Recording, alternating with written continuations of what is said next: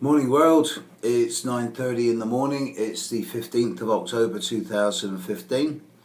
My voice is a bit deeper because I've got a wicked head cold. I've been really ill for a few days, but I'm on the mend now, so please excuse the deep voice.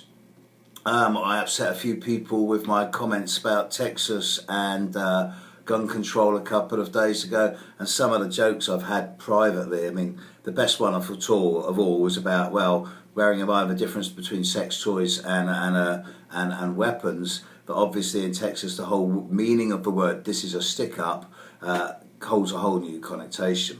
Enough of that. I'm looking at two aspects in the sky, and I'm looking at it both in the sky and what it means natally.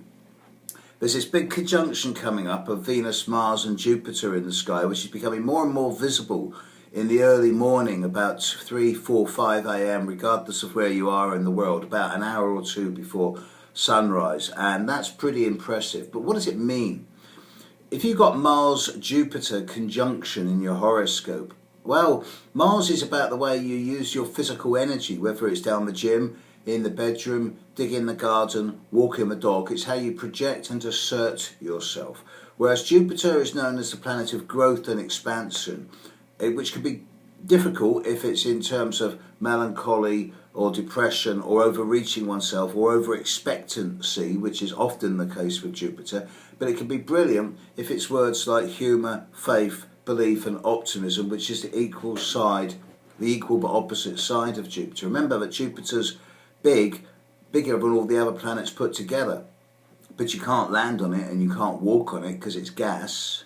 So it is a bit of a gas giant, but it also brings the positive sides and the growthful sides of life. So you put these two energies together, physicality and growth, and generally people born with a Mars-Jupiter conjunction in their chart are generally really enthusiastic. You've got the physicality of Mars and the optimism of Jupiter together, and that makes for a type of enthusiasm.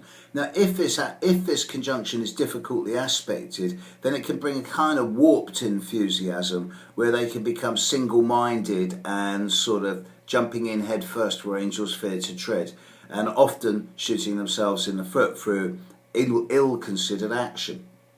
But normally, Mars conjunct Jupiter is one of the most positive aspects in the sky because those people's glasses are more than 50% full from the word go. So it's a lovely aspect. As it's happening now in Virgo, trining Pluto, it should bring one or two people's financial, business and property situations into much healthier balance. There seems to be the windows of opportunity is a lovely way to describe this for some people, particularly those born at the end of the first week of January and the end of the first week of September. And then of course we've got Venus square Saturn. Venus in Virgo also square Saturn at the start of Sagittarius. This aspect is fading away now, and by transit I don't actually give it that much significance unless you're one of these people born at the very start of Sagittarius or Virgo, in which case you would have experienced either highs or lows in the last few days, but not a sense of balance. But Venus square Saturn in the natal chart is what's considered one of the more difficult aspects, at least when you're under 40. Because Venus is about what you want, it's what turns you on, it's what you appreciate and enjoy, whether that's food, sex, money, self-respect, integrity, dignity. It's what actually makes you feel good, both about yourself and your position in the world. Whereas Saturn, as we all know, deals with structure, boundary, limitation, as well as hard work, self-discipline and ultimately success. A square from Venus to Saturn, it's one of these kids that's born old and they get younger as they get older, and when young they rarely have the success in terms of finance, career and relationship that many of their contemporaries have. But just as they start to get older, just as they start to get into their 40s, they look around and they see all their friends getting fat or getting boob jobs or buying Harley Davidsons and getting divorced, just as they find the right relationship. Normally, often anyway, in most cases, people with Venus conjunct Saturn, Venus square Saturn, they end up in long-term relationships where they are more than content. It's generally not that difficult an aspect once you're older, but when younger, sure, it's a pain in the rectum. Venus square Saturn is fading away. Mars conjunct Jupiter is building up as we speak, and it's going to be strongest over the next 2 or 3 days. And the trine to Pluto is actually bringing a really lovely energy into the world, unless you've got a head cold like me. But hey, it's not that bad a time.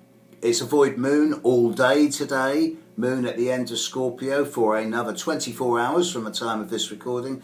So don't go starting anything new. It's the longest void moon of the month. And it's time to just continue on a, as the I Ching says, continue on a righteous course. Don't change path. Catch you later, folks. Enjoy.